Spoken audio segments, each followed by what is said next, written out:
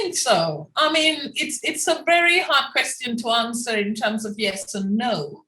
But I think so. I mean, if you look at the nationally determined contributions, Africa has one of the most ambitious nationally determined contributions.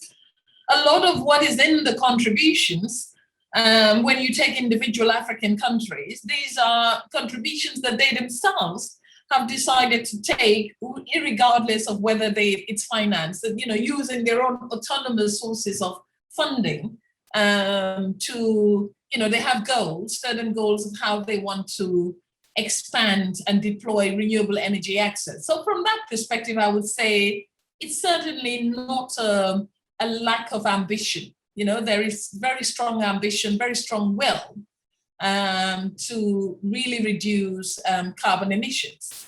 We're talking about less than 5% of emissions, by the way. I think it's good to remind people that in the case of Africa, it's more about avoided emissions, right? I mean, in our current, if you look at our current emissions footprint, this is not a huge amount. But we estimate, we believe it would be a lot more because of the fact that we are rapidly urbanizing, and also because of the fact that we are a population that's growing and will grow to 2.5 billion by 2050. So if you look at those issues, and if you look at the problem we now have with agriculture, deforestation, and some of those practices that are not, conducive to how we manage climate change, then I would say this is where our stressors are. Our climate stressors are in our current management of agricultural practices. Our current stressors are in how we manage or not manage our cities. And our current stressors are the fact that we are using inefficient energy systems. So if you use that as a predictor of what will happen later, then you would say that, yes, we could have a big emissions problem if we don't do something now. But I think that there is strong will. I think it's no longer a case of will. I think there is strong will.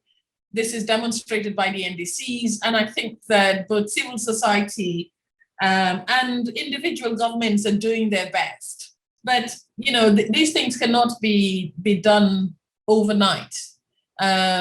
We need to have the transitional, I would say, support.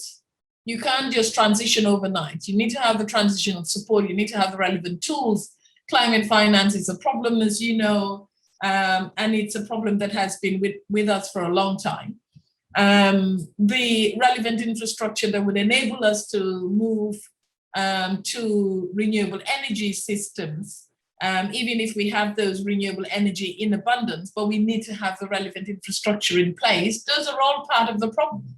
So it's not one thing. It's a whole combination of things that we need to make sure that they're aligned. But if one is to really look at the question, think about the question that you asked, I would say, in my opinion, from where I sit and from the conversations I have, I think that the region is doing quite a lot. It's the only region, by the way, that has a committee of African heads of state on climate change, and this is coming from a recognition that this is a continent that is going to be the hardest hit.